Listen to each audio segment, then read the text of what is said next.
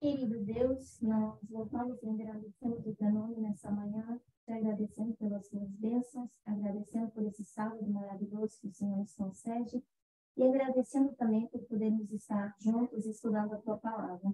Que nós possamos desfrutar da companhia uns dos outros, mesmo estando longe, e que nós possamos aprender cada vez mais de ti, para que a gente possa se preparar, Senhor, para o próximo marco que nós temos adiante de nós.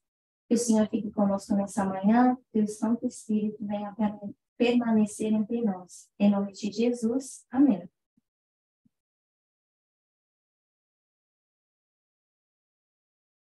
Então, mais uma vez, feliz sábado e um bom dia para os que estão aqui participando. Eu sempre fico feliz de ver todo mundo no Zoom, é muito bom. Eu sempre sinto falta de presença física das pessoas, mas, ao mesmo tempo, eu também tenho desfrutado bastante ao longo desses últimos anos de que a gente possa estar juntos no Zoom, possa estudar juntos também. Acho que é uma bênção, né? E que a gente não deveria perder essa oportunidade de podermos estar juntos estudando. E é sempre a forma que eu tenho, pelo menos pessoalmente, de aprender mais, né? Essa troca de ideias, essa troca de comentários que a gente faz entre nós, eu acho super frutífero também, né? E restaurador saber que a cada sábado a gente pode vir para o Zoom e estar juntos, juntas, de alguma forma. Então, sem mais demoras, porque já comecei um pouquinho tarde, o estudo que eu escolhi para essa manhã é, sim, uma revisão em geral, porque eu tenho ultimamente tentado refletir bastante sobre o nosso próximo marco, né, a lei dominical, e eu tenho pensado assim bastante nisso, porque sempre surgem questões e eu estou sempre tentando responder a questões assim que vêm na minha mente. Tenho procurado assistir estudos novamente que já foram passados várias vezes, né, quer pelos nossos anciãos, quer por pessoas desse movimento, membros desse movimento. Então, eu tenho assistido a alguns estudos que falam sobre a lei dominical e, às vezes, me surgem algumas perguntas e eu fico meio intrigada. Então, isso acaba, às vezes, virando, assim, também um estudo e... Ou, às vezes, eu estou assistindo um estudo de uma outra pessoa e eu começo a questionar em cima daquele estudo e isso faz também com que eu queira tirar as minhas próprias notas, queira aumentar aquele estudo, sabe? E, de alguma forma, me desafia também. Então, para hoje, eu escolhi esse estudo sobre democracia, porque eu acho que é um fator importante a gente olhar para certos eventos e conseguir também comparar com a história passada, o que está acontecendo agora conosco no presente, né? Então, eu queria que a gente falasse hoje um pouquinho desses desafios democráticos, porque isso é precisamente relevante para o marco que a gente está se aproximando. A gente está cada vez mais perto da lei dominical. Já estamos na metade desse ano, praticamente metade do ano já passou, e eu acho que a gente ainda tem muitas perguntas para responder em relação àquilo que a gente tem para viver pela frente, né? Então, uma forma que eu gosto bastante, que é uma forma bastante usada nesse movimento, e que é parte da nossa metodologia, é olhar para essas histórias passadas e poder aplicá-las no nosso tempo, né? Por exemplo, história básica de quando a gente está procurando sobre Rei do Sul, Rei do Norte, o que a gente faz? Atualmente, a gente não se dirige só à Bíblia, né, para a gente conseguir rever conceitos sobre o Rei do Sul ou o Rei do Norte, indo lá para Daniel 11. Hoje a gente já consegue ampliar mais aquilo que a gente tem com os eventos externos, por exemplo. Então, o Atos 27 também nos permitiu voltar bem atrás numa história e olhar para todas essas batalhas e juntá-las também com informações que a gente não tinha inteiramente só na Bíblia, né? Então, eu gosto muito de usar essa forma. Então, o que eu queria fazer hoje é que a gente pudesse olhar para a nossa linha de restauração e ver como é que essa linha de restauração nos impacta hoje em dia, precisamente quando a gente vai falar de democracia. Quem lembra o que é a nossa linha de restauração? Algumas coisas eu vou passar por alto, porque eu imagino que a gente já saiba o que é, mas só para eu ter certeza que estamos na mesma página, o que é a nossa linha de restauração? Em que consiste a nossa linha de restauração? O que a gente diz que precisa restaurar?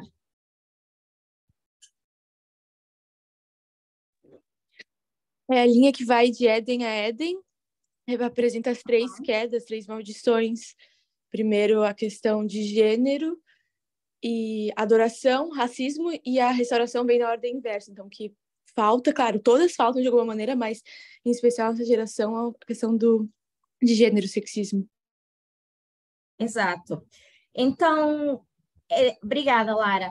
Então, essa é a nossa linha de restauração. É uma linha que vai do Éden ao Éden e que teve uns acontecimentos no passado, na história bíblica, e a gente precisa voltar a restaurar isso. Então, a nossa linha de restauração, vou dizer assim de uma forma bem simples, que a gente viveu uma história e agora essa história não correu bem e a gente precisa restaurá-la para um formato inicial, que era o padrão correto que essa história, da forma como essa história deveria ter se desenvolvido.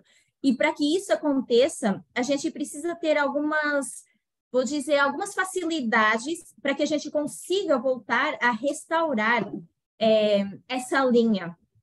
Então, eu acho que a gente já sabe da importância da democracia, mas também como é desafiador a gente manter essa democracia dentro da sociedade em que a gente vive.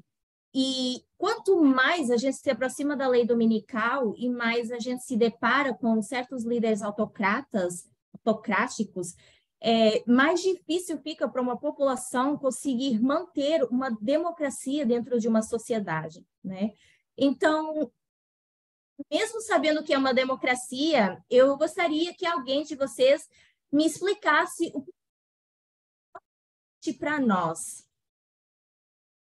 No contexto geral, assim, ou já tendemente à lei dominical, por que a democracia ela é tão importante dentro de uma sociedade hoje em dia?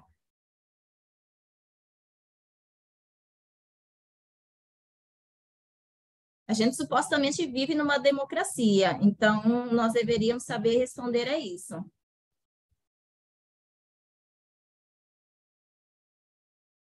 Deixa eu ver quem está online. Ninguém está com vontade de falar hoje.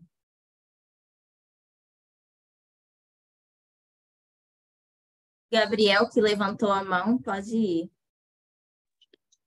Oi, Gabi. Eu acho que a história nos mostrou que qualquer outra forma de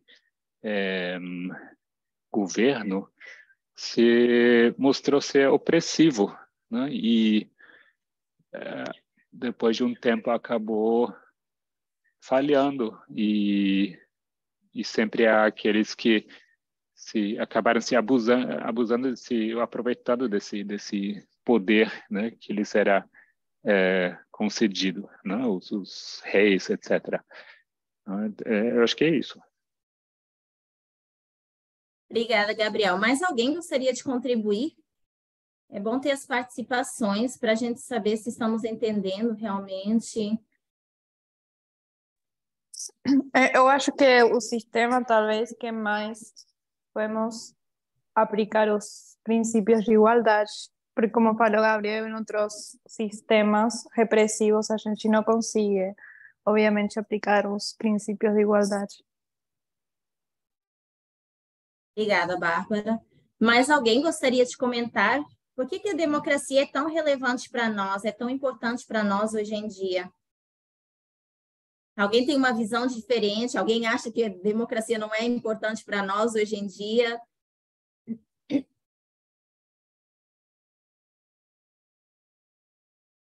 Então, eu vou dizer o seguinte. Bom dia. Posso dar minha opinião, Gabi? Pode, Alexia. Bom dia para todos. Eu acho que a democracia, até esse momento, é o único governo que permite, de uma forma mais espontânea, a manifestação de Deus através da nossa escolha nas nossas ações. A gente tem a oportunidade de se manifestar. entendeu? Eu acho que isso deve agradar.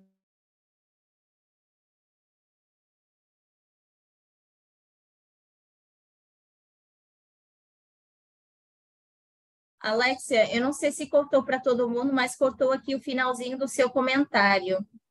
Eu vou dar seguimento aqui e se por acaso você quiser voltar e fazer o comentário de novo, você pode. Não, não ouviu, não? Você tá aí.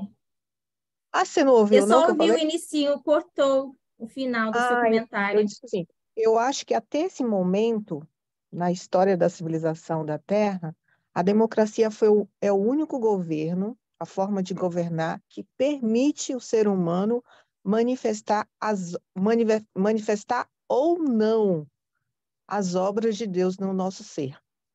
É porque a gente fica livre para fazer as coisas boas ou coisas más também. Ou melhor, para defender, né? Fazer não, nem sempre você pode fazer, mas pelo menos defender as suas ideias divinas, né? Inspiradas, ou do próprio ser mesmo, egoísta, né? Então, acho que é o único governo que permite essa manifestação espontânea. Eu acho que a Obrigada, divindade, Alexia. eu penso assim. Ok. Muito obrigada pelos comentários. Então, assim, eu vou pegar durante o estudo um pouco do que foi dito nos comentários, mas, assim, só bem resumidamente, uma das coisas pela qual a democracia hoje em dia é tão importante para nós é pelo fato de que a gente deveria ser permitidos manter uma igualdade, né, e certos direitos humanos entre nós.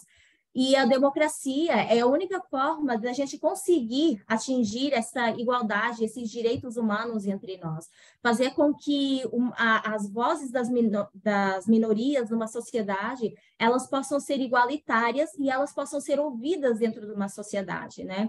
Então, uma outra pergunta que eu teria nesse sentido é como é que a queda da democracia, então, nos impacta chegando perto da lei dominical. A gente já sabe agora da importância que ela tem para nós, que é basicamente devolver para nós esse sentido de igualdade, e se a democracia quebra antes da lei dominical ou próxima à lei dominical, como é que isso nos impacta? Como é que a gente consegue fazer esse link da democracia com essa lei dominical? O que vocês acham?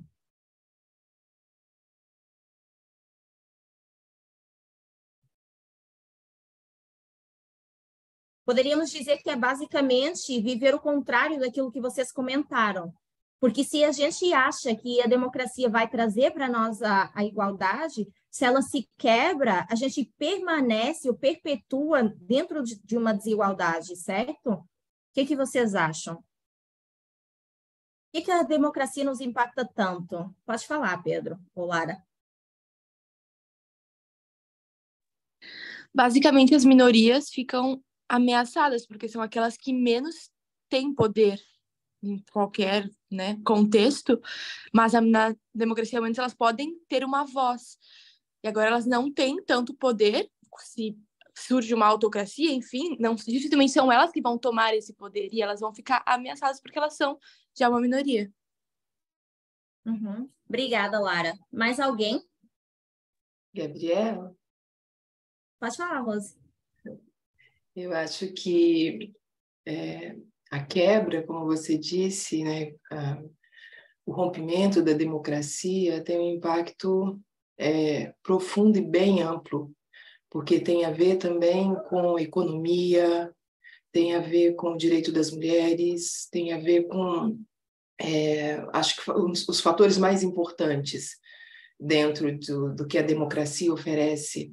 E com a queda, como a gente tem visto, com o ataque ao feminismo e com esse declínio, também declina os LGBTQIAP+, toda a minoria declina junto. Então, como você disse, é o contrário, e o impacto é gigantesco, porque ele não impacta só isso, é geral, é econômico, em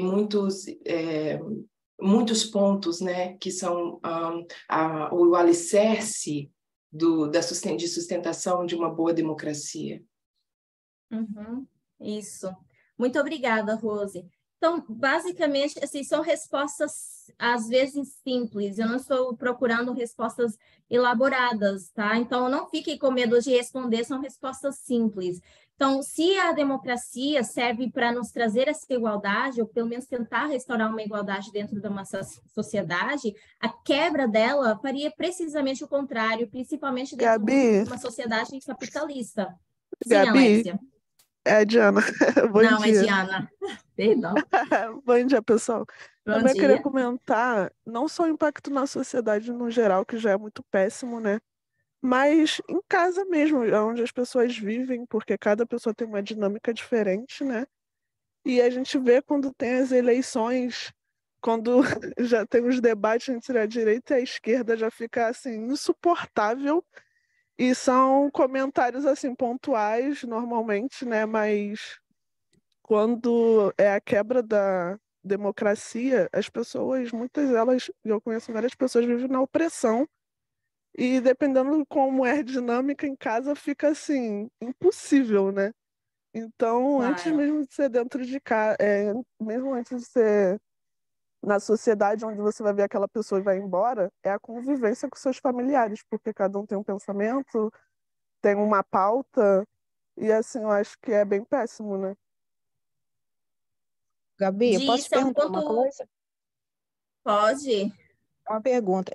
Nos tempos de Noé, o regime era democrático ou não? O que que você acha? Deixa eu reverter a pergunta. O que que você acha? Eu acho que no final desse estudo vamos conseguir responder isso, mas você tem uma ideia? Você acha que era democrático ou não no tempo de Noé? Não, se eu responder agora, você vai achar que eu sou antidemocracia. Não, então eu vou deixar para o final. A gente vai responder com o estudo, Então, tá no bom? final, vamos voltar. Mas no final, vamos voltar para a sua pergunta. Agora, só pegando no comentário da Diana, eu acho que é importante também, porque é o seguinte, a gente vive numa sociedade e a gente sabe que a gente impacta a sociedade o tanto quanto ela nos impacta.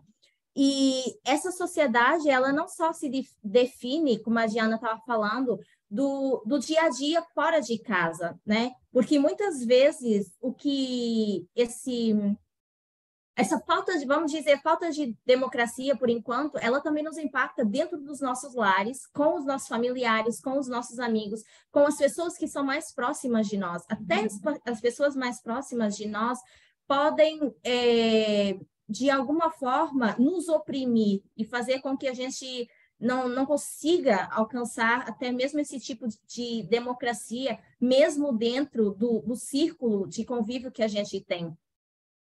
Então, a gente sabe que com a queda da democracia, também há uma queda no que são os direitos humanos.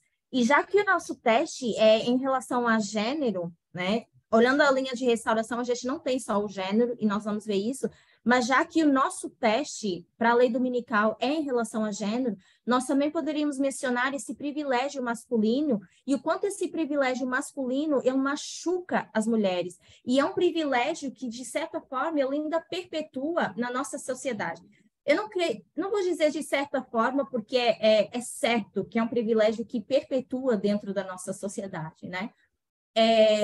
E que, para nós que dizemos que vivemos numa democracia, supostamente, quanto mais democrático um país mais direitos a gente deveria ter, ou mais direitos deveriam ser dados às pessoas, né? Só que é, de certa forma, interessante que, à medida que a democracia ela vai caindo, é precisamente num período de tempo em que os direitos das mulheres também vão caindo.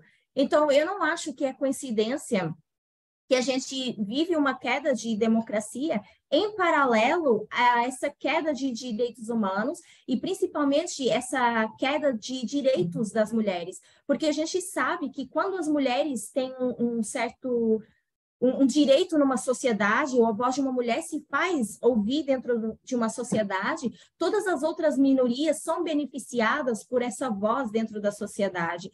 Então, por isso que, assim, eu não estou diretamente, de alguma forma, incluindo mulheres e a comunidade LGBT, mas eu estou falando mulheres porque as mulheres em si, elas já representam também todas essas minorias. Então, quer seja em termos de raça, quer seja em termos de nacionalidade, quer seja em termos de gênero, que seria agora o nosso caso, existe uma relação, existe essa queda na democracia, tá? Exato, Gabriel. Toda uma sociedade é beneficiada, né? Com as mulheres tendo benefícios e tendo seus direitos. Então, hoje a gente vai olhar um pouquinho mais para essas 3 histórias na linha de restauração e como elas estão relacionadas com essa queda. E como essa discriminação da nossa linha de restauração, ela corre em paralelo com essa queda da democracia. Então, à medida que a gente se aproxima da lei dominical, a gente sabe que a gente está nessa formalização da mensagem da linha dos 144.000. Vou usar aqui o tablet só para desenhar as linhas. Eu não costumo usar aqui porque eu gosto muito mais de usar o quadro branco, mas eu estou sem quadro hoje. Vamos ver se isso vai dar certo. Vou ver se está compartilhando. Se vocês quiserem me interromper, se eu não vir as mãos levantadas, vocês podem, tá? Então, vamos lá. A gente já sabe... Deixa eu só pôr de forma que eu consiga... Isso, eu consiga ver o quadro aqui, para eu saber se está mostrando. Então, a gente já sabe fazer a primeira linha aqui. Que a gente está nessa linha dos 144.000. Vai assim. Eu não gosto dessas linhas tortas. Então, a gente...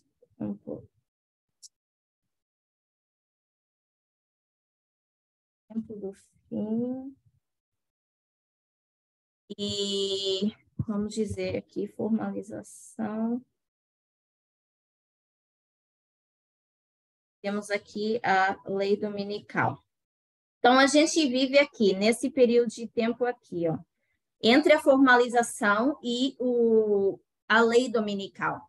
Mas nessa formalização, a gente também passou por um aumento de conhecimento em relação a esse tempo do fim, né? Então, nessa linha dos 144.000, a gente vive aqui entre a formalização e a lei dominical, mas nós já passamos pelo aumento de conhecimento desse tempo do fim, dessa linha em que a gente está vivendo. E se nós vamos para o tempo do fim dessa linha, a gente vê o Rei do Sul sendo confrontado com alguns princípios da democracia. Por quê? O Rei do Sul, como sendo uma nação comunista, se a gente volta lá ao passado, na época em que eles ainda eram chamados de União Soviética, o Rei do Sul vivia dentro de um regime comunista, enquanto eles olhavam para os Estados Unidos e viam os Estados Unidos sendo estabelecido como uma nação, como uma democracia. Por quê? Ao longo da história, a gente consegue ver acho que foi o Gabriel que mencionou, a gente consegue ver ao longo da história como a democracia ela tem sido confrontada com regimes autoritários. Então, a União Soviética, nesse passado, eles viviam dentro desse regime autoritário, desse regime comunista, e eles olhavam para os Estados Unidos e viam os Estados Unidos já tentando, naquela época, estabelecer uma democracia, né? E, por exemplo, se nós vamos para fazer uma segunda linha para ficar mais fácil. Se nós vamos lá para 1798, vou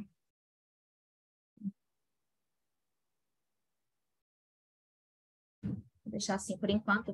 Se nós vamos lá para 1798, é aquela época em que os Estados Unidos eram um fenômeno para o mundo. Por quê? Porque eles estavam tentando representar essa democracia dentro do país. Quando a gente vai para Ellen White tem, mais tarde eu vou compartilhar, ela tem aquele texto bastante famoso em relação que a gente que a gente leu já várias vezes, que descreve os Estados Unidos como um reino emergindo da terra. E eles estabeleceram esse novo poder em cima dessa nação que estava surgindo, esse poder que estava emergindo da terra, eles fizeram com que fosse uma nova nação surgindo, mas surgindo em si uma democracia. Por quê? Eles haviam vivido aqueles 1.260 anos de trevas, né? Em que eles tiveram que se subjugar o tempo inteiro ao papado, às leis do papado, e a tudo que o papado achava que era certo dentro de uma sociedade, o que deveria ser representado dentro de uma sociedade, mesmo até em relação a um certo tipo de autoridade. Então, o papado se denominava como a autoridade e tomou a liberdade, de alguma forma, de, durante 1.260 anos, perseguir todos que estavam ao seu redor. Então, a gente já sabe na história que o mundo não está acostumado a ver não estava acostumado a ver uma democracia sendo desenvolvida. Aquilo que o mundo estava acostumado era a viver sobre o governo de reis, a viver dentro de monarquias. Então, quando surge essa nova nação, esse reino emergindo da terra sobre um princípio democrático, o mundo mesmo fica estupefacto em relação a isso, fica chocado em relação a isso, porque para aquela época já é algo revolucionário, vamos dizer assim, porque quando você vive dentro de um regime comunista, você vive dentro de uma autoridade, a democracia bate de frente com isso. É algo que vem e impacta de tal forma que vai bater diretamente de frente com aquilo que você está acostumado a viver, com a forma que você está acostumado, com os costumes que, não quero dizer os costumes ao qual você está acostumado, mas a forma como você está, as tradições às quais você está acostumado a perpetuar dentro de uma sociedade e até no dia a dia para nós mesmos, né? E mesmo quando a gente volta atrás e pensa na França, que em algum momento da história também foi representada como o Rei do Sul, inicialmente, se vocês lembram, mesmo naquela época, quando ela era ainda o Rei do Sul, a França também estava tentando desafiar o tipo de governo que eles tinham naquela época, né? Também estavam tentando se tornar um país mais democrático.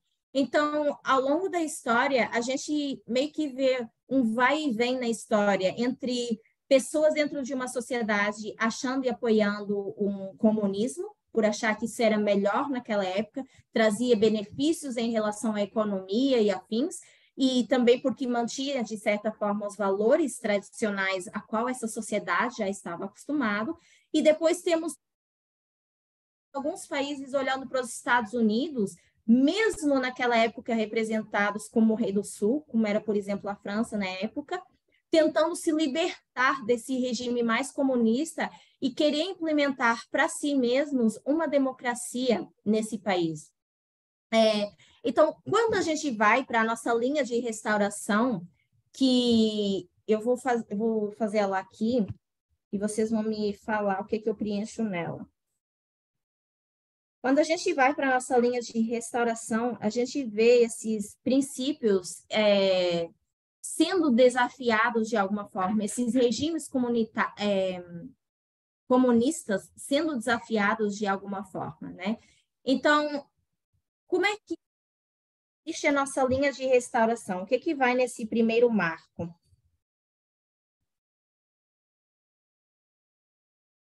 Me digam aí, o que vai no nosso primeiro marco?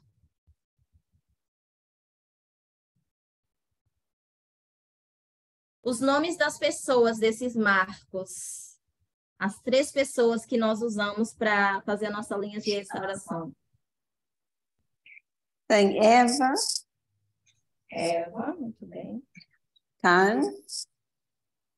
Caim. Caim.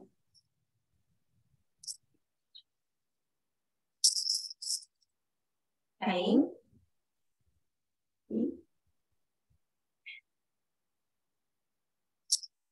Quem é outra pessoa? Vocês podem escrever no chat também, se vocês quiserem. Cão, Canaã. Cão, isso. Tá certo, Gay. Em português seria cão. Então, quando a gente vai para cão, que ano o cão está representando nessa linha de restauração? Qual é o ano que cão representa?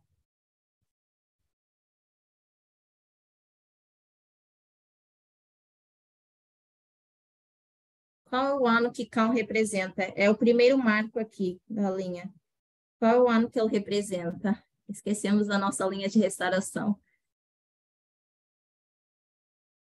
Eu vou dar o primeiro. Muito bem, Pedro ou Lara. Qual é o próximo que Caim representa? Qual é o próximo ano? Bem, 1888. A Bárbara está com colinha por causa do chat. Qual é o próximo ano? O que a Eva representa, se nós estamos falando em questões de gênero? Qual é o ano que a Eva representa? 1989, muito bem. Então, a gente tem a Eva representando 1989, Caim representando 1888 e Cão representando 1850.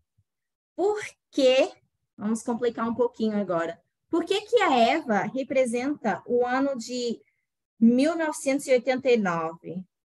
Assim, não é tão complicado, a gente conhece as histórias, mas por que a Eva representa o ano de 1989?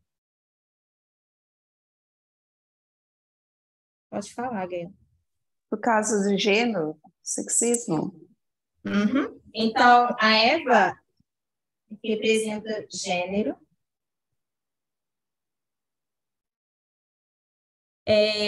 O que Caim representa no ano de 1888? Adoração. Adoração.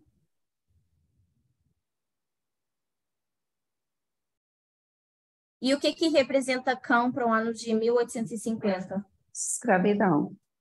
Escravidão, muito bem.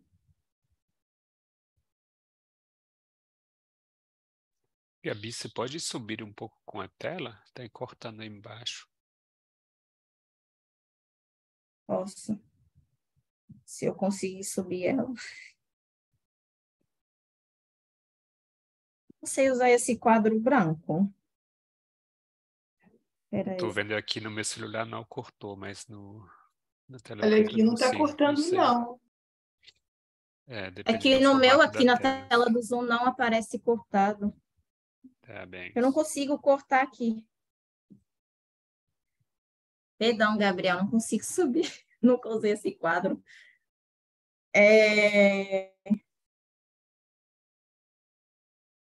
Então, vamos lá. A minha pergunta. Pode falar. Perdão, acabou cortando para mim. Poderia repetir o que cada um representa? Claro. Então, a gente estava falando o seguinte. Quando a gente vai para a nossa linha de restauração, cada uma dessas pessoas na nossa linha de restauração, elas representam um ano específico por causa de acontecimentos específicos. Quando a gente vai para Eva, ela representa o nosso tempo, que é a nossa linha dos, vamos dizer, 144 mil, e seria o ano de 1989 por causa da questão de gênero, a questão do sexismo que a gente vive para o nosso tempo, né? Por esse ser o nosso desafio atualmente. Quando a gente vai para Caim, Caim representa o ano de 1888, porque está envolvida uma questão de adoração, de uma falsa religião. E quando a gente vai para Cão, ele representa o ano de 1850, porque está relacionado à escravidão na história de 1850. E como isso é uma linha de restauração, a gente volta para essa história. Ok, Gabriel. A gente volta para essa história e nós temos que olhar para... A gente tem basicamente um quiasma, né? Então, temos as histórias do passado, com Eva, Caim e Cão, e temos que olhar para o nosso tempo, que são essas datas. Mas eu vou explicar cada uma delas daqui a pouco. Quando a gente olha, então, para a nossa linha de restauração, a gente poderia dizer que são, tipo, representado como uma maldição que cada grupo vai ter que enfrentar. Eu não diria que isso é Deus colocando um castigo por causa de pecados que eles cometeram na época. Eu não quero representar dessa forma, mas sendo, por exemplo, como Deus antecipando consequências do que eles iam viver por causa daquilo que havia acontecido naquele tempo. Por coisas que eles haviam feito, eles iam ter que mais tarde, mais para frente, enfrentar consequências disso. Então, se a gente olha para esses três, o que eles têm em comum? O que esses três representam e Cão?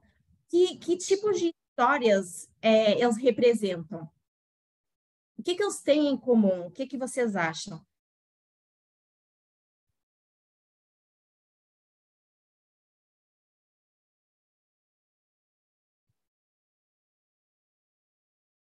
O que vocês acham que essas três histórias têm em comum?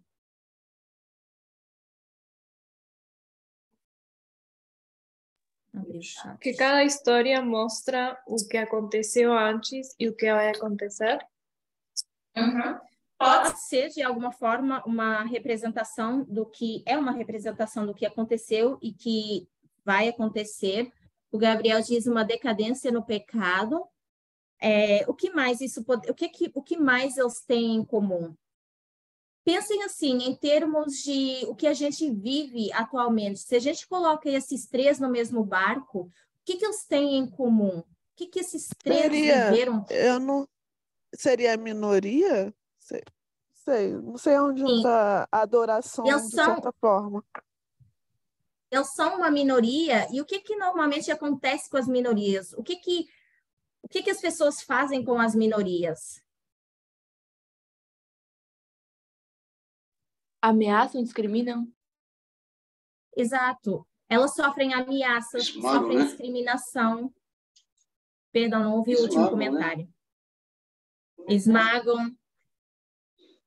O que mais? O que mais elas têm em comum entre elas? Um princípio bastante que a gente usa sempre. Se elas não têm igualdade, o que elas têm entre si? Desigualdade. Exato. Então, coisas que esses três têm, em comum são formas de abuso, são formas de desigualdade.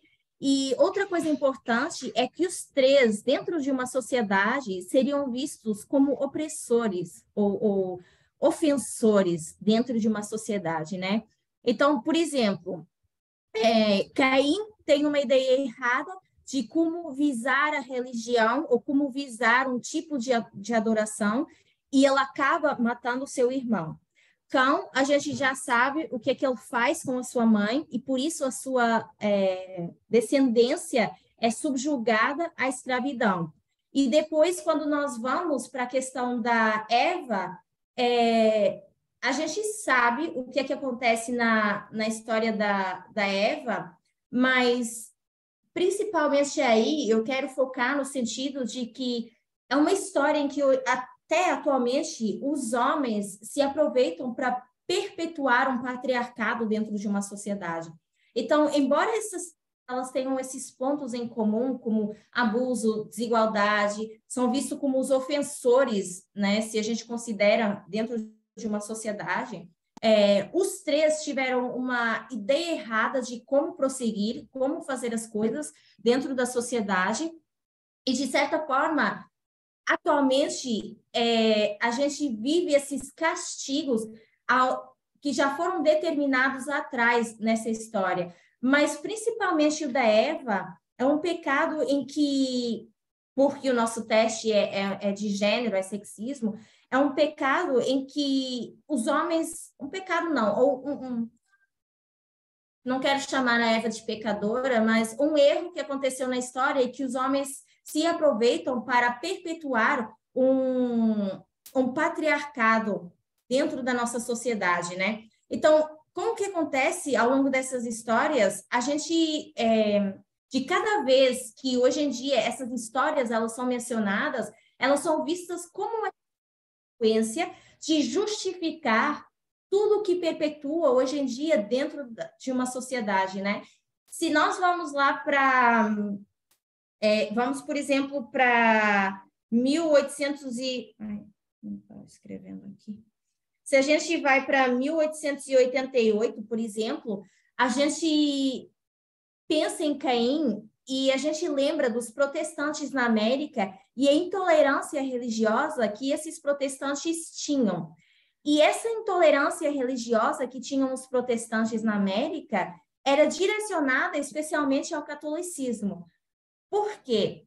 O catolicismo, naquela época, representava uma ameaça para os protestantes, né?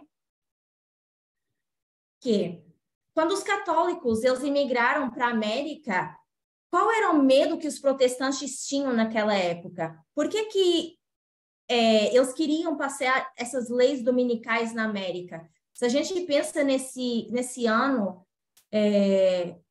1888, por que eles iriam pensar em passar leis dominicais na América? Por que os protestantes queriam passar essas leis na América? Qual era o medo que esses protestantes tinham? O que vocês acham? Como você mencionou os católicos, alguma vez eu pesquisei um pouquinho sobre eles e, segundo os protestantes, os católicos guardavam muito mal o domingo. Eram mais bebedores, eram de talvez ir para a igreja aquele dia, mas o resto do dia era bagunçado, era menos... Realmente não eram guardadores do domingo como os protestantes entendiam ser, e não viviam o cristianismo da forma que os protestantes entendiam que deveria ser vivido. Enfim, era uma forma de levantar e dizer, olha, isso aqui é santo, isso aqui é sagrado, tem que viver o cristianismo como Deus manda. Uhum. Posso? Obrigada, Pedro. Gabriel? Posso fazer um comentário? Pode falar, Alfredo, depois Gabriel, então. Se os cristãos tinham fugido da Santa Inquisição, como eles chamavam, da Europa, para a América, que era a terra prometida, a terra onde a mulher ia ser recebida, então eles estavam com medo que continuasse a perseguição por causa da Igreja Católica. Uhum. Obrigada pelo comentário. Gabriel? Gabi, entendi bem sua pergunta. Por que os protestantes começam a implementar decretos dominicais? Por que há essa tentativa, ou por que eles pensam em colocar esses decretos dominicais? Dominicais? Porque, assim, nesse sentido, eu acho que tem a ver, né, que eles se recordam dos tempos do Antigo Testamento e aplicam literalmente nas bênçãos que o povo de Israel experimentou, né, pela sua obediência e desobediência, no caso, nas maldições.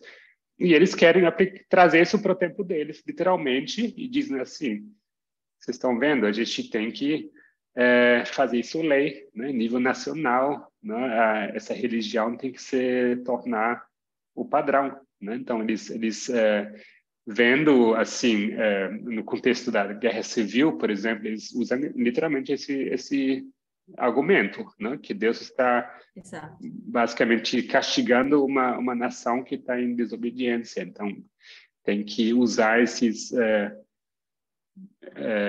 essas medidas para mostrar, para conseguir a bênção de Deus novamente.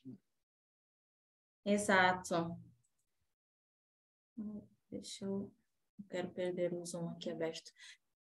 Então, é exatamente isso. Os protestantes viam, depois de passar aquele tempo todo de perseguição, depois de passar aqueles 1.260 anos sendo perseguidos, certamente os protestantes, havendo fugido de toda aquela perseguição, tendo ido para a América, como eu mencionei no início, e tentado estabelecer um novo sistema de governo, que era esse novo sistema democrático, eles olhavam agora para todos esses católicos que estão vindo para dentro da América, todos esses imigrantes essas pessoas que estavam imigrando para dentro da América, e estavam olhando para isso como algum tipo de ameaça, porque eles haviam estabelecido esse novo governo, e quando começam a vir todos esses imigrantes, o que eles fazem? Eles vão trazer as suas próprias ideias para dentro desse novo estilo de governo, sociedade que está sendo estabelecida, né? Então, os protestantes querem, de alguma forma, travar, impedir que essas ideias desses imigrantes possam avançar de alguma forma. Então, a ideia que eles têm seria, vamos implementar essas leis dominicais para esses católicos que nem sequer sabem guardar direito um domingo, que vêm com as suas próprias ideias de tradições, né? Então, essas leis são basicamente para impedir que seja criado ou perpetuado esse sistema de governo que estava... que eles pensavam que ia ser arrastado da Europa para os Estados Unidos. Então, a América, basicamente, nós já sabemos, ela havia sido o local escolhido para acolher as pessoas que estavam fugindo dessa perseguição, né? Então, esses protestantes não queriam ser, obviamente, subjugados a isso de novo, principalmente porque eles estavam estabelecendo esse novo tipo de governo. Então, quando esses católicos começam a vir para a América, os protestantes, obviamente, eles se sentem ameaçados, eles não querem voltar a ser subjugados pelo catolicismo novamente, né? Ou seja, o que acontece? Os protestantes estão numa hierarquia, estão num poder, estão com um certo tipo de comando, e eles agora não estão dispostos a que esse papel seja invertido. Eles não querem invertir esse papel e deixar de ser as pessoas que estão aqui, que estão nesse comando aqui, para passar a ser essas pessoas aqui que vão ser as que são subjugadas, né? Principalmente depois de terem começado a experimentar essa democracia, de alguma forma, né? Então, eles têm que impedir, de certa forma, que todas essas ideias diferentes, elas sejam propagadas dentro dos Estados Unidos, né?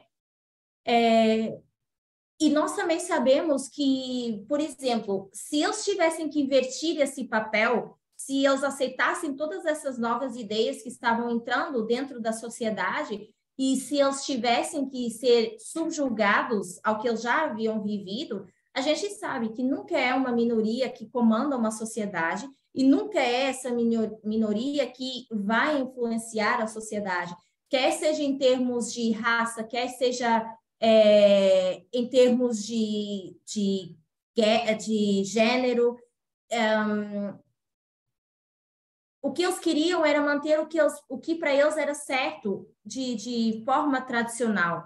Então, se eles fossem a minoria se eles voltassem a ser a minoria dentro da sociedade, eles não iam ter como influenciar a sociedade nem em questões de gênero, nem em questões de raça, nem em questões de nada, né? Então, eles não querem perder esse controle, não querem perder esses costumes também tradicionais que eles têm. Então, embora o catolicismo viesse com um certo tipo de tradições e tivesse as suas ideias conservadoras e tradicionalistas, os protestantes também têm as suas ideias tradicionalistas, uma forma como eles visam a religião e como eles acham que a religião deve ser mantida ou vivida.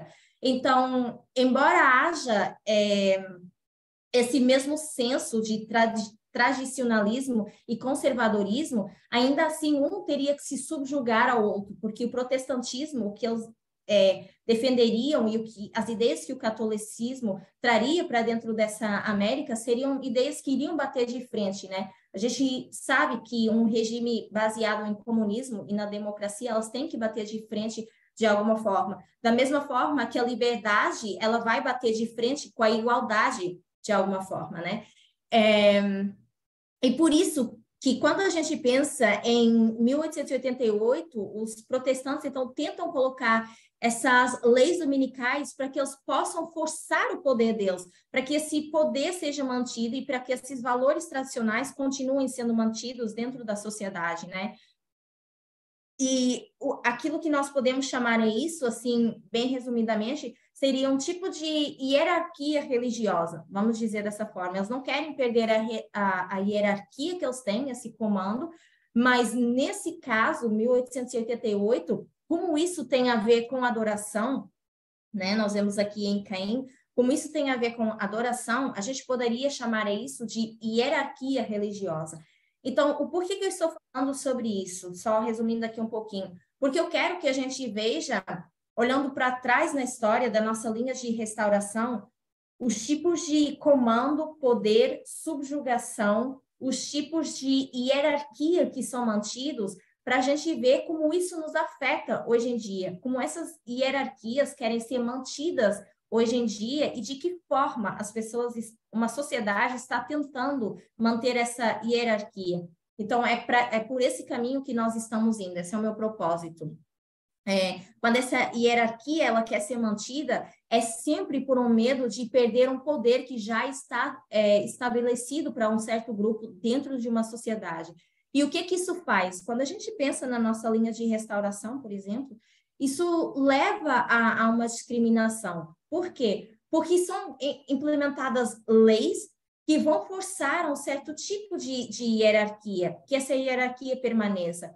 E são precisamente leis que levam à discriminação. Então, quando a gente pensa na nossa linha de restauração, o que a gente tem é formas de subjugação, mas a gente tem também, pode ver, de certa forma, leis sendo colocadas atualmente para que essas formas de discriminação e hierarquia, elas possam perpetuar.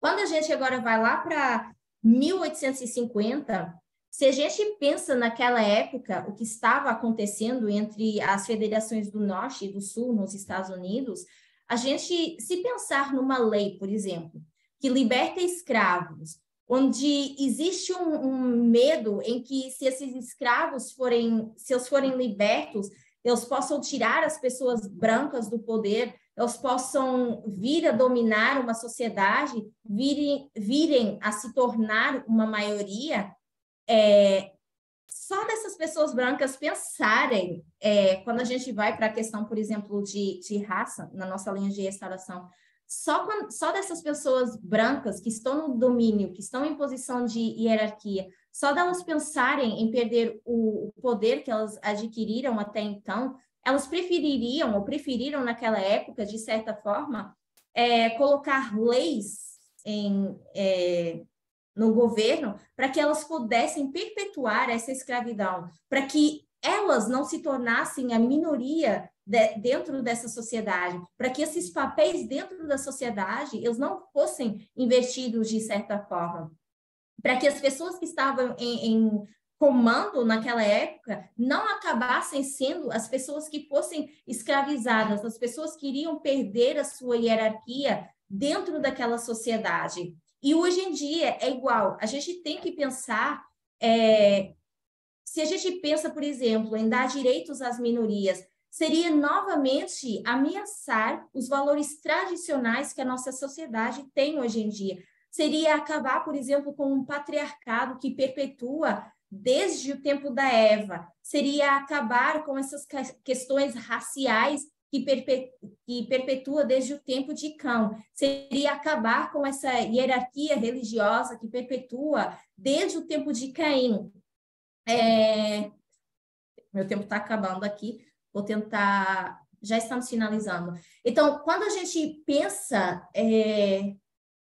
por exemplo, em aplicar isso para hoje em dia, para aquilo que nós temos, se a gente tem uma democracia onde a gente coloca leis que vão dar direitos às nossas minorias, que vão dar direitos às mulheres dentro de uma sociedade, que vão acabar com o que a sociedade determina como esses valores tradicionais, se a gente acaba com o patriarcado, o que eles vão tentar, obviamente, fazer? Acabar com a democracia, para que nós, né, que somos a minoria, que defendemos esses direitos humanos, não tenhamos a nossa voz ouvida dentro de uma sociedade. Então, o que nós vivemos hoje é uma continuação dessa história, né? Mas é uma história que Deus lá atrás já avisou que ia acontecer. E por isso nós hoje precisamos lutar por isso que a gente chama isso linha de restauração. A gente precisa restaurar aquilo que era a ideia inicial de Deus para uma sociedade. Então, quando a gente pensa em governos, para que os governos existem? basicamente. Para que existem os governos?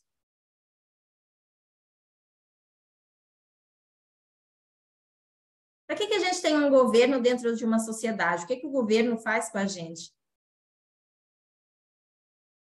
Deixa eu perguntar para o Arthur. Não sei se o Arthur está online ainda. O que o governo faz com a gente, Arthur? Você que entende bastante de leis. Estou te colocando na pressão aqui. Não, perdão, eu eu estou meio perdido no contexto. Eu tô dizendo, por exemplo, eu estou falando da queda de um regime democrático. Se a gente tem o nosso regime democrático quebrado, normalmente é porque nós, como minorias, estamos tentando que sejam colocadas leis, sejam implementadas leis nos governos que deem direitos às minorias. E a minha pergunta foi, para que servem os governos quando a gente pensa nessa questão de leis? Eu acho que você está querendo dizer a respeito de representatividade, não é? Exato. Então, porque, por exemplo, a gente, até um ano atrás, a gente não tinha representante LGBTQIA+, no governo federal. Hoje, nós temos 3, eu acho. Temos o senador Fabiano Contarato, que ele já estava lá já fazia um tempo, e agora nós temos 2 mulheres trans que estão lá. E a gente vê que ambas as duas estão batalhando muito, ainda mais pelas essas últimas 2 que aconteceram, essas últimas situações que aconteceram, que foi que o deputado Nicolas subiu lá com uma peruca e teve essa última conversa com o André Valadão. E a gente vê as duas simplesmente batalhando. São 2 mulheres que estão lá representando 2 minorias muito pequenas, porque a gente não tem representatividade nenhuma dentro do governo. E a gente vê que quando a gente coloca 2 pessoas para representar minorias lá, a gente vê as pessoas batendo de frente. A gente vê deputados batendo de frente, a gente vê deputados não deixando que as duas falem, a gente vê pessoas fazendo meme com a cara delas, como se elas estivessem falando coisas horríveis, mas ao mesmo tempo a gente vê que muita gente que tinha uma concepção totalmente errada a respeito de sexualidade, de gênero e muitas outras coisas estão começando a perceber, tipo, ok, são 2 pessoas trans, são 2 pessoas estudadas, são 2 pessoas extremamente inteligentes e o que elas estão falando fazem sentido. Exato. Obrigada, Arthur. Então, esse deveria ser o propósito da sociedade. Propósito do governo, perdão. O governo deveria estar tendo certos tipos de representatividade dentro do seu governo e implementando leis para que possam haver essas representatividades dentro da sociedade, para que essas minorias elas possam ser ouvidas na sociedade. Só que o que acontece? O governo, vamos dizer, ele está aí para criar essas leis, mas ao mesmo tempo aí para criar essas leis, ele também está aí para restringir as liberdades que eles não permitiram. Então, o governo acha que tem o papel de fazer o quê? Criar essas leis, e quando cria essas leis, ainda acha que tem o direito de restringir certas liberdades que eles não permitiram. Então, o que isso tudo é? É um tipo de controle dentro de uma sociedade. É um governo querendo controlar uma sociedade. A gente até pode pensar no sentido de é bom a gente ter um controle dentro de uma sociedade, né? Porque uma sociedade, ela precisa de ter um controle de alguma forma.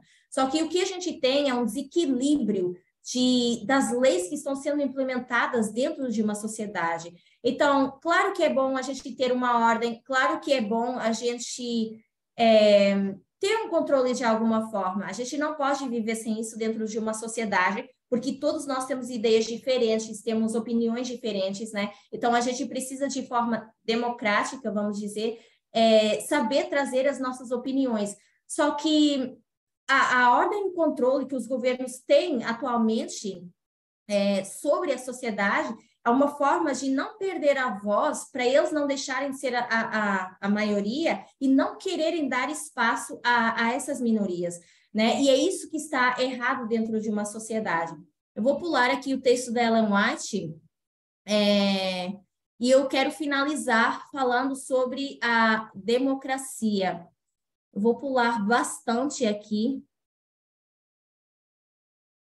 Deixa eu só ver, porque eu não quero pular uma parte importante, só quero pular a parte do texto da Ellen White, né?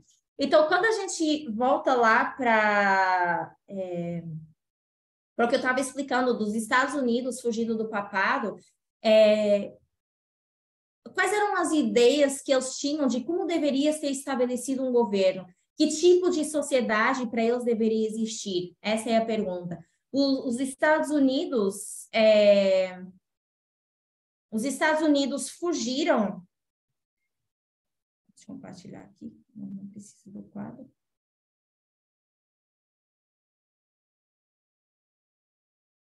Então, os Estados Unidos fugiram do papado naquela época, porque que ideia que eles tinham, que forma eles achavam que um governo deveria ser estabelecido? Que tipo de sociedade eles achavam que deveria existir? Certamente, o papado era contra todas essas novas ideologias que estavam surgindo naquela época, né? E também, com certeza, eram contra uma democracia que iria se estabelecer com todas essas novas ideologias que estavam surgindo, né? Então, isso eram conceitos que punham em questão a autoridade do papado naquela época. É uma autoridade que está sendo ameaçada por um regime democrático que está surgindo. Então, o papado sente essa ameaça naquela época, né? Porque, além de eles serem a autoridade da época, eles também achavam que tinham o direito de determinar na sociedade o que estava certo ou errado, mediante essa autoridade religiosa que eles seguravam dentro da sociedade, né? Então, é esse pensamento de hierarquia que eu havia mencionado no início. Quando a gente pensa agora no patriarcado, os homens também acham que têm um certo direito, ou que possuem essa mesma autoridade sobre as mulheres em geral dentro de uma sociedade, né? Então, o patriarcado e o sexismo é algo que está por todo lado, que está embutido nas nossas relações mais próximas. E a gente já sabe que, além disso, o que o patriarcado faz? Ele cria incentivos, cria pressões que vão atrair para a sua causa até mesmo aqueles que estão ideologicamente relutantes. Então, você até pode ter uma pessoa que está na sociedade relutante contra aquela ideia que o patriarcado quer permanecer, quer manter dentro de uma sociedade. Só que a pressão do patriarcado ela é tão forte, o incentivo que ela dá é tão forte, que até esses que estão ideologicamente relutantes, eles acabam caindo nessa forma de patriarcado. Por quê? Se a gente pensa no papado, são 1.260 anos perpetuando naquele pecado, causando aquele tipo de perseguição. Então, voltar agora para os nossos dias e falar assim de uma hora para outra, temos que acabar com o patriarcado, os homens não vão querer isso, porque é uma vida inteira perpetuando esse pecado, é uma vida inteira subjugando as mulheres, é uma vida inteira tendo essa hierarquia e esse poder. Então, não é que... É óbvio que os homens não vão querer perder isso, não vão querer perder o seu lugar na sociedade. E como é que eles perderiam o seu lugar na sociedade? Através de uma democracia, através dessas leis que seriam mais justas para essas minorias, para a comunidade LGBT e para as mulheres dentro de uma sociedade. Então, quando a gente pensa numa possível definição para o patriarcado, eu quero ler o seguinte: o patriarcado, tal como outros sistemas desiguais, tem uma forma de recrutar pessoas para o seu serviço. E uma vez lá, elas acrescentam poder ao sistema, criando um ciclo de autorrecurso que preserva a desigualdade, apesar dos desejos de muitos dos participantes por um mundo melhor. Então, o que é o patriarcado? É uma forma opressiva de desigualdade, de achar que é a forma melhor a ser promovida dentro de uma sociedade. E uma vez que esse poder está sob ameaça, ou que tenta ser removido de alguma forma, vamos dizer, para os homens, isso se torna um grande problema na nossa sociedade. E por isso que nós temos todos esses movimentos, como os incels, como os movimentos dos direitos dos homens, que têm essa crença que eles têm o direito sobre as mulheres, que eles têm essa hierarquia na sociedade que deveria ser mantida, e que, em geral, o pior que isso é que eles acham que são direitos intrínsecos que eles têm e que, por isso, deve permanecer essa hierarquia de poder dentro de uma sociedade, esse tipo de domínio e controle. E, muitas vezes, eles não são nem... Por exemplo, esses tipos de governos não são eleitos nem de forma de meritocracia, vamos dizer assim, de forma por mérito próprio. Eles só são colocados aí por uma ideia que eles tiveram e que tem algo em comum com alguém que está ali na sociedade, então são colocados no poder dessa forma, né? Então, quando a gente olha para a nossa linha de restauração, a gente consegue ver tudo aquilo que perpetuava no passado sendo perpetuado no presente, formas de discriminação e subjugação. Hoje em dia, como é que a gente vê isso? Para nós que estamos nessa luta em relação a gênero e direitos iguais dentro de uma sociedade, a gente vê isso com o patriarcado sendo igual a uma hierarquia. E essa definição de hierarquia bem básica é o seguinte: a hierarquia social, ela se refere a posições que os indivíduos ocupam na sociedade.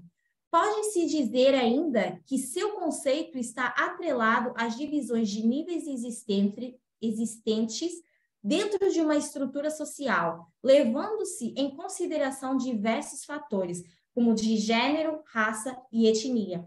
Então, vocês estão vendo, se a gente olha para a nossa linha de restauração como uma forma de hierarquia tentando ser permanecida dentro de uma sociedade, a gente vê que isso é dividido em fatores de gênero, raça, etnia. Então, até na nossa sociedade, hoje em dia, a gente tem isso propagando. Então, essas datas de 1850, 1888, 1989, né, são 13 elementos que a gente pode juntar, dizendo que são uma hierarquia, são leis e são uma ideologia, né? Então, o que nós temos hoje em dia? Agora, fazendo a nossa conclusão.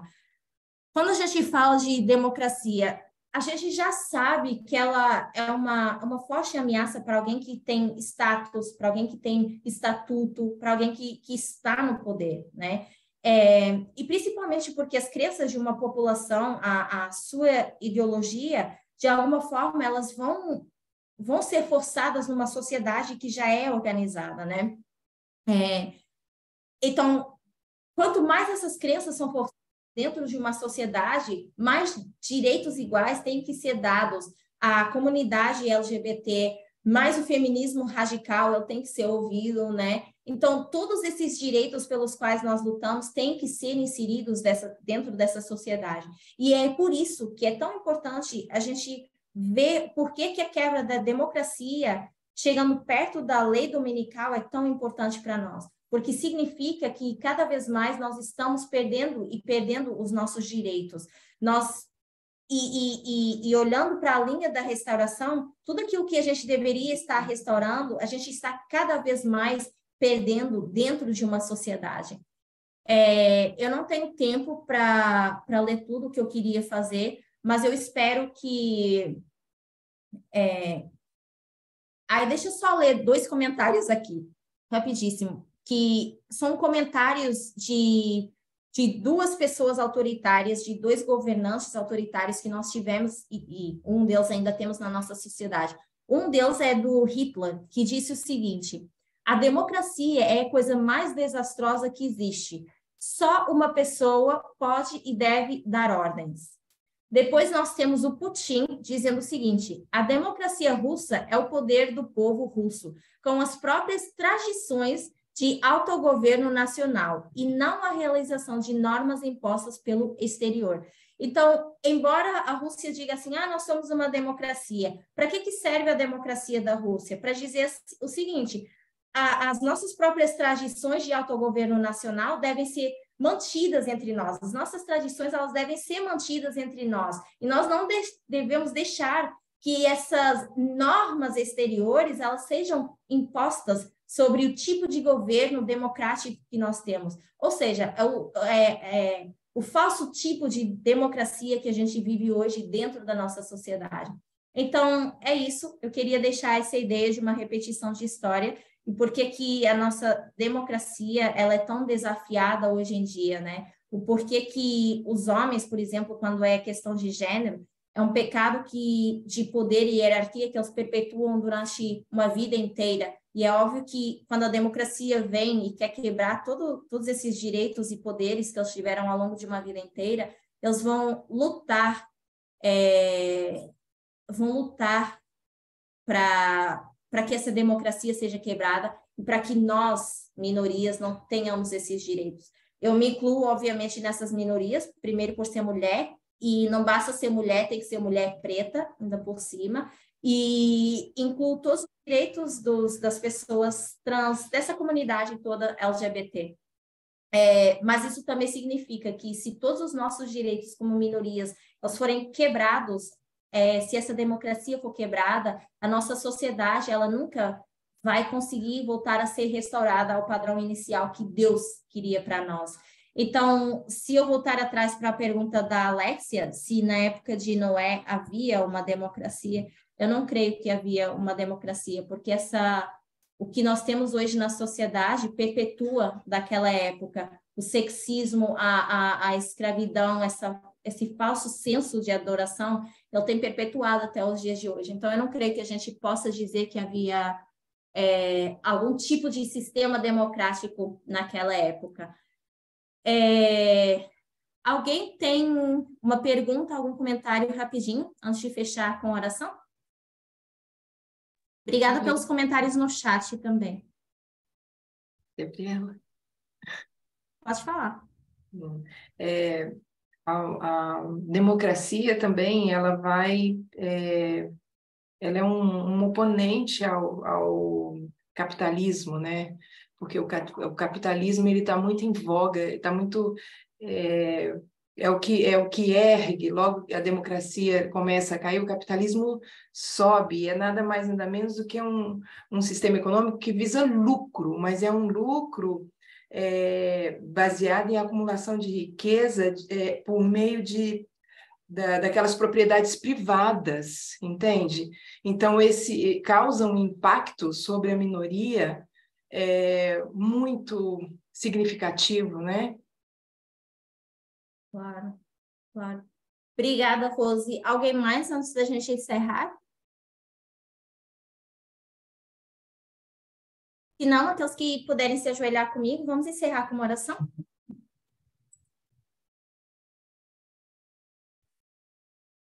Querido Deus, mais uma vez na tua presença, nós agradecemos por esse momento que tivemos, agradecemos pelo estudo também, agradecemos porque, de alguma forma, o Senhor tem nos ensinado ao longo dos anos, através da tua palavra e através também dos nossos profetas, aquilo que uma sociedade deveria ser, na verdade, aquilo que nós deveríamos querer que perpetuasse dentro de uma sociedade, que é a verdadeira igualdade e o amor ao nosso próximo.